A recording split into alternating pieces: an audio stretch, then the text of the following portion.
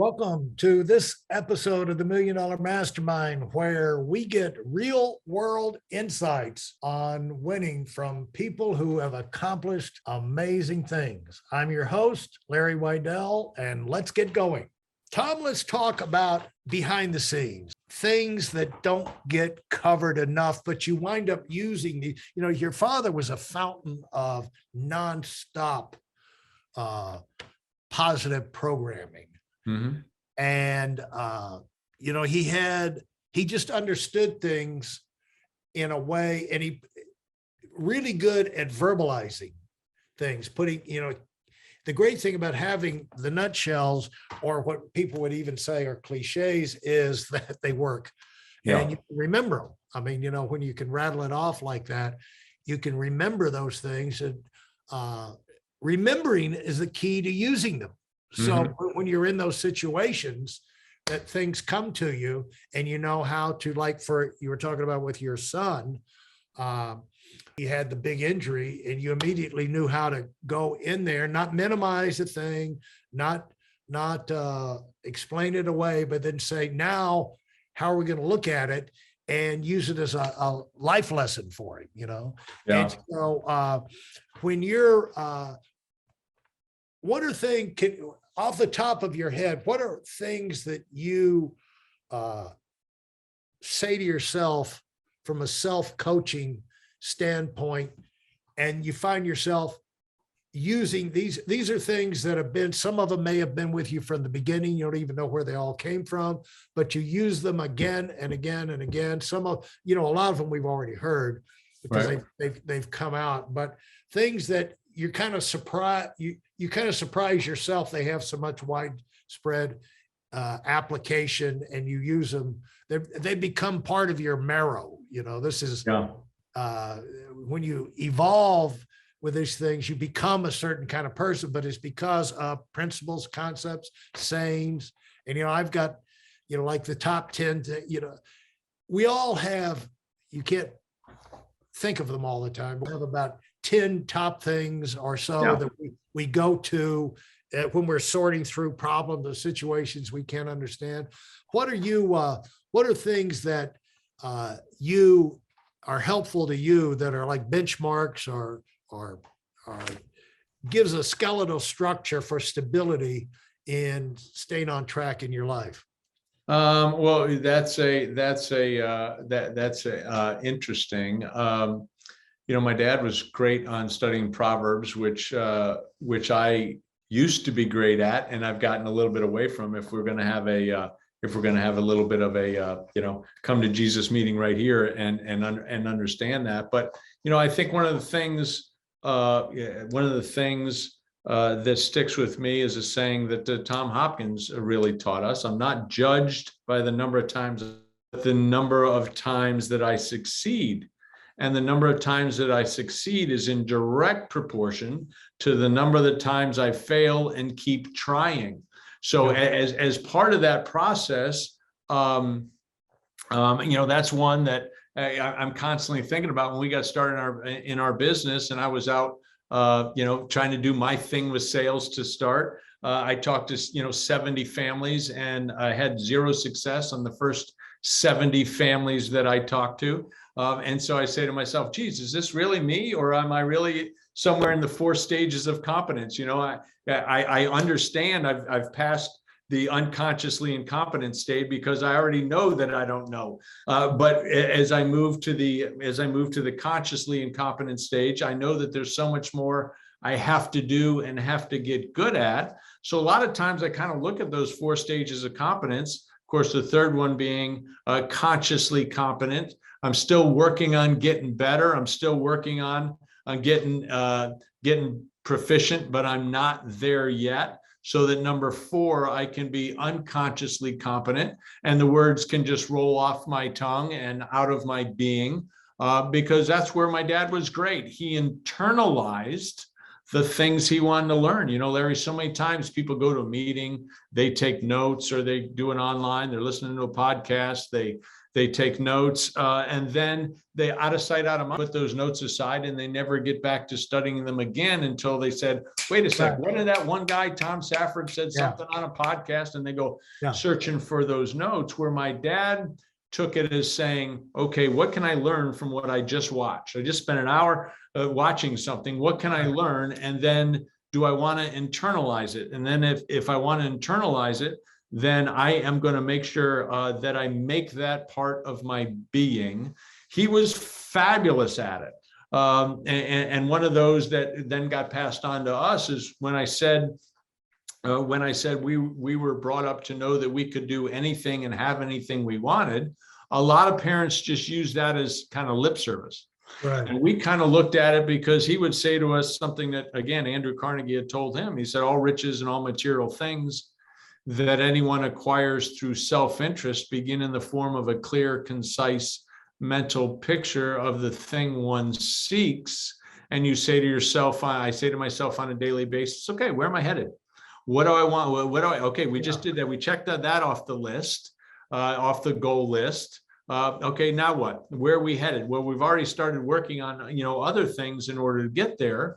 So it's a constant understanding that we're never going to reach the level of evolution that we want to. Even if we've had financial success, that doesn't mean that life is, that we've got life, by the tail. We understand that there's a whole nother piece of it that we got to get pretty doggone good at.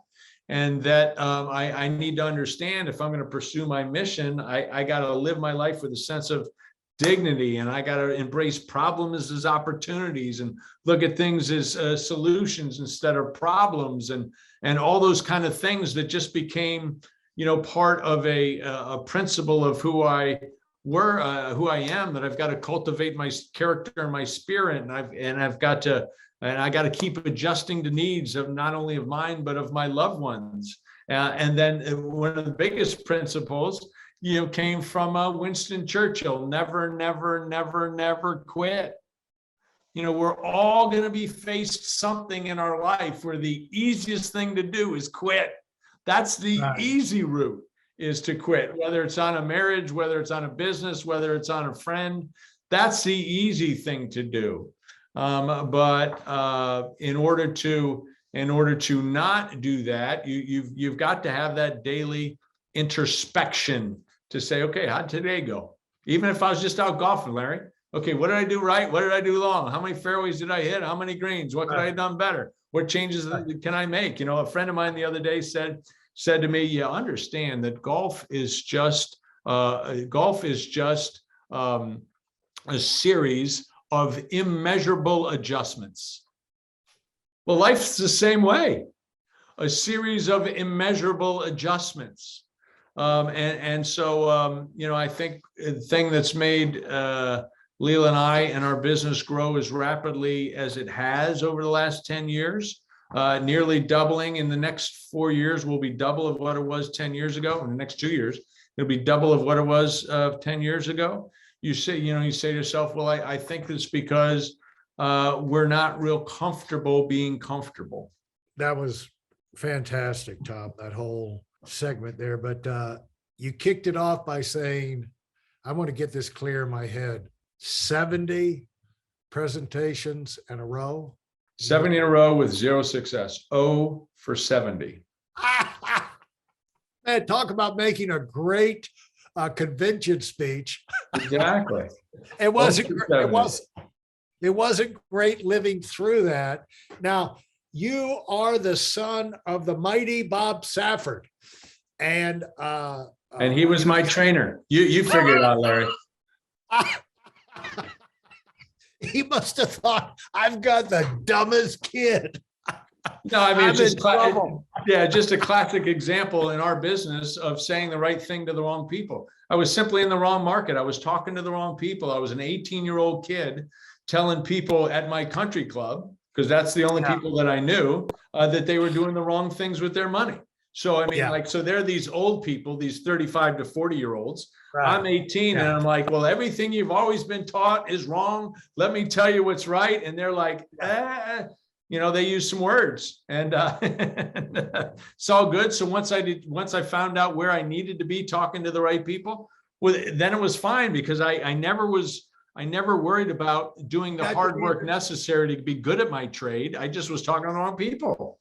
There's certain things, I mean, you just cannot succeed against all odds. I mean, there's certain things you just have to put, there's a certain amount of succeeding that has to do with putting yourself in a position where you can succeed. Exactly. And, you're never going to catch a nice trout out of the mud hole in your backyard. You know what I'm saying? You have to go to where the trout live. And you gotta give them the right kind of bait that they find attractive. Right. You got to use your brain to set your, there's a lot to setting yourself up for success. But if it's any consolation, I'll remind you, because I'm sure you've already heard this before, that Ray Kroc, Exactly. after he bought the McDonald's franchise from the brothers, was in Chicago going nowhere, selling none, because he kept trying to sell it to people at his country club. And when they would buy, some of them would buy a franchise, but then they're not going to do it. So they gave it to their unemployed brother-in-law, who went in there and just kind of followed the formula. There was massive failure after. Yep. But it's only when he got over to mom and pop people who had to get government loans to buy the franchise, and this was their whole dream and their whole life was tied up into it, that it started to take off. And these are lessons that there's so many lessons, Tom, we just don't know we need to know. Yeah. But you wind up learning it a lot of times by just doing a complete belly flop. And it stings, to go through that, but 70 times. 70 times. Yeah.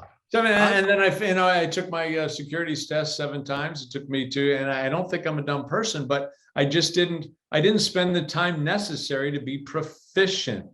And a lot of people, I think they say to themselves, "Oh, I'm not successful in life, and it must just because I'm not supposed to be successful." Well, what kind of work did you put in? And looking back on, the failures of my tests, it had nothing to do with the test. It had nothing to do with the material. There were plenty of other things. There was keeping a 20-year-old mind busy than studying for an NASD exam. Yeah.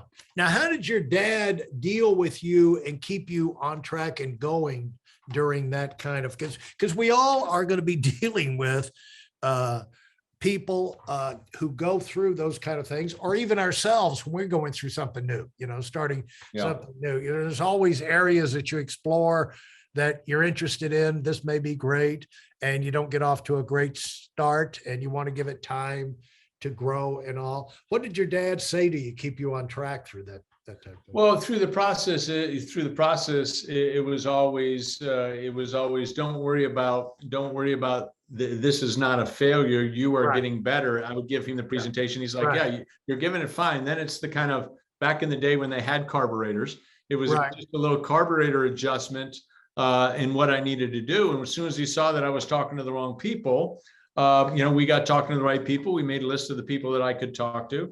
And then frankly, Dad made sure he put in front of me prospects. And I said, listen, instead of me being in someone, in my own warm market that's not working because my warm market wasn't the right one for this business, I'm going to spend my time in other people's warm markets. And so I'm going to get where I need to be in order to make it happen. Talking about, and that required a thought process, and that required good thinking and mental toughness. But one of the things, there's another great little book. It's called As a Man Thinketh. Right. As a Man Thinketh. And of course it goes off of Proverbs 23:7, for as a man thinketh within himself, as is he. And I'm always like, all right, how is my thinking? Well, most people, as you and I know, Larry, most people thinking is stinking thinking. They don't know how to do it, and they're not willing to get out of their comfort zone enough to change it. Because the comfort zone is where you know where you are right now, whether you can pay your bills, not pay your bills, whatever your standard is right now, you know that you've been able to live and maintain in that. And it's a little difficult even to get out of that comfort zone. So, well, what if I'm not successful at it? What if I can't? What if I can't do it? And that's where it's very helpful to have someone like, Leela in my life, who's a great truth teller. We need truth tellers in our life. She's a great truth teller that says, Tom, you can do it. You're as good as anybody else. And thank God I believed her, or at least I believed her for a moment. Yeah. And let's go. Maybe a quick comment about, you said golf and life are the same. A series of immeasurable adjustments. Exactly what does that mean to you when you say that? Well, I think it's, I think at the root of things, like for me, I think at the root of me, I'm a good person. But through that, I still say some stupid things. I still do some stupid things. Right. And so just little things I've got to check myself. Okay, Tom, before you snap off, before you think about, so it's just little things where you say that you're about to get yourself in way hotter water than you started. And so it's, it's when to use the ears and not necessarily your mouth. Those kind of things matter. Stay in control. It matters staying in control and not, this whole thing of just live naturally. That's an idiot. Yeah, exactly. Yeah. Live naturally means you're going to get pissed off about some things. Yeah. But through that process, how are you going to convey that to others? How are you going to communicate that? Right. If you're in a boat, you actually can steer it. You don't just have to. Yeah. Float along. Exactly right. Exactly. And so this is great, Tom. I'm going to let you go because you've really been generous with your time, and it's so much fun. I mean, the time has flown by, and we're just going to have to do this again down the road. I agree. Tell me, I'm going to give you so much great advice. Do you think, is there any last thought that you want to pass on as a final word here to wrap this thing up? Well, I think the only final word I would give is a message of hope to anybody that listens. And that message of hope is, regardless of what's happened in your life, regardless of where you've had to deal with issues, we all have to deal with issues. Even in my quote unquote idyllic upbringing, I had to deal with issues. And through those issues, when you know where you're headed, you know where you're going, and you decide to be mentally tough enough in order to not become unfocused. Man, it's hard in today's world with all the different things beeping and bapping at you, and phones and texts and tweets and various things. It's tough to stay focused. But through that process, if you're in the right vehicle and you're willing to spend enough time, that you can evolve. You are not what you become yet. And in my business, my future is in the hands of people I haven't met yet. And through that process, understanding that and then therefore working like that every day, you'll get to where you want to go. It's not a question of if, it's just a question of when. And through that, my hope is anybody that listens to this and is able to see that, my gosh, if Tom can do something and grow something, then Lord knows I can too. Fantastic, Tom. I just was absolutely incredible. I knew it would be, and I know what you stand for. I know your track record, and congratulations on the great job you're doing with your family, your kids, your grandkids, and also in the business and your community and everything. Thanks so much for all you do. We need your example, Tom. So thank you for the time. I appreciate it. That wraps up this episode. Consider leaving a rating and review if you like what you heard. In addition, I have a free video for you that contains my best insights from 20 years of running my own business and also coaching $1 million earners. You'll find it at whiteelonwinning.com/webinar. Thanks for listening, and do it big.